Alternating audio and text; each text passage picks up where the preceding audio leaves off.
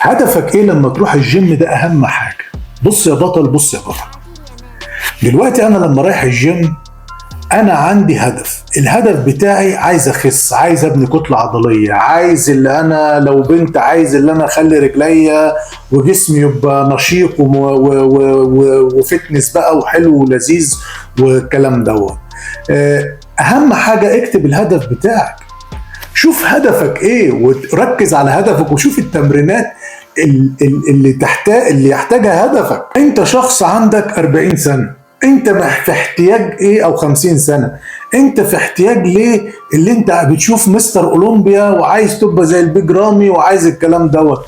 لا، انت بتتمرن دلوقتي، وخلينا صراحة، احنا بنتمرن دلوقتي عشان خاطر بكرة بتاعنا يبقى افضل من غير عصاية نسند عليها، ونبقى واقفين على رجلينا وركبنا شايلانا وعضلاتنا شايلانا بس.